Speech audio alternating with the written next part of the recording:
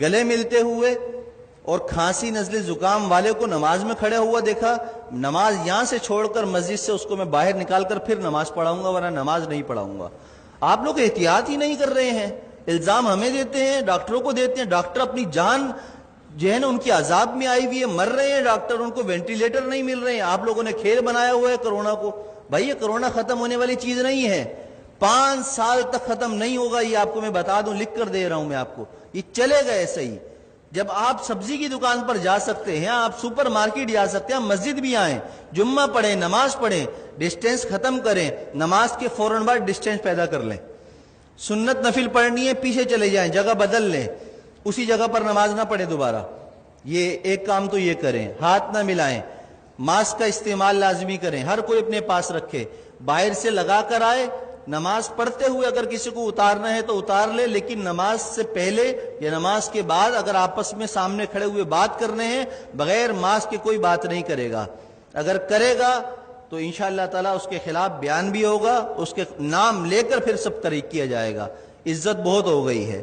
آپ لوگوں نے مجھے بے عزت کر کے تنگ کر کے رکھ دیا ہے، اب نہیں، اب میں آپ کو بے عزت نہیں کروں گا، اب میں آپ کو سکھاؤں گا دین پر عمل کیسے ہوتا ہے، اور یہ حکومتی احکامات پر عمل کیسے ہوتا ہے، یہ ہمیں بھی آتا ہے کرانا۔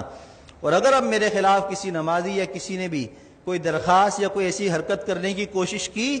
تو میں نے وکیل سے بات کر لی ہے، پورے خاندان کو انشاءاللہ تعالی اور کی نسلوں کو تڑپاؤں گا، قانون بھی استعمال کروں گا، اور وظیفے پڑھ کر اس کی نسل کے لیے بد دعائیں بھی کروں گا،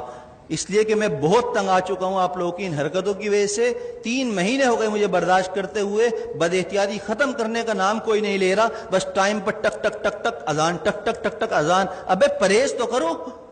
جو ڈاکٹر کہہ رہے ہیں وہ تو کرو، جو علماء کہہ رہے ہیں وہ تو کرو، اپنے باپ کی بات مانتے نہیں ہو، مولویوں پر انگلی اٹھاتے ہو، شرم نہیں ہے تم لوگوں کے اندر۔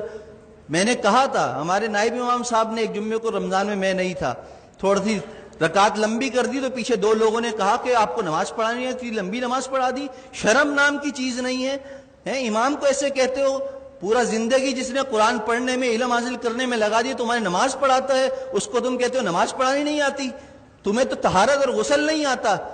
کیسے پیشاب کرنے کے بعد قطرے پاک کرتے ہیں اس کا طریقہ تمہیں نہیں آتا، پانی نہ ہو تو تم مولویوں کو سکھاتے ہو، اماموں کو سکھاتے ہو۔ خدا کے لیے ہاتھ جوڑ کر میں کہہ رہا ہوں، میں وزیر اعلیٰ نہیں ہوں کہ کرپشن کر کے ہاتھ جوڑ رہا ہوں آپ کے سامنے، میں امام ہوں، میرا کردار آپ کے سامنے ہے۔ 7 سال ہو گئے، میری ساری نمازیں، سب کچھ، کسی نماز میں اگر میں نہیں ہوں تو اس کی کوئی نہ کوئی شرعی عذر ہوتا ہے میرے پاس، لیکن وہ عذر پیش کرنا میرا آپ کے سامنے نہیں ہے، میں آپ کے سامنے پیش کروں، اللہ کے سامنے پیش کر دیتا ہوں، میرا دل صاف ہے، مجھے ضرورت نہیں ہے اپنی صفائیاں دینے کی، لیکن احتیاط کیجئے، عمل کیجئے۔ جمعے کی نماز بھی مل کر کھڑے ہو کر پڑھیے اور فوراً جدا ہو جائیے، دور کھڑے ہو کر سنتیں پڑھیے، اور عصر کی نماز سے ماسک کا اہتمام کیجئے، جیب میں رکھ کر لائیے، پہن کر لائیے، بات کرنی ہو ماسک لگا کر پہنیے، مجھ سے مسئلہ پوچھنا ہو 1 فٹ دور بیٹھ کر مجھ سے مسئلہ پوچھیے، ہاتھ اور ملانے کی اور مجھے خیریت لینے کی آپ کو ضرورت نہیں، الحمدللہ میں خیریت سے ہوں۔ اللہ ہم سب کو دین کی سمجھ اور عمل کی توفیق عطا فرمائے۔ میری باتیں کسی کو بری لگی ہوں تو پیشگی معذرت ہے، معذرت، جزاک اللہ خیر۔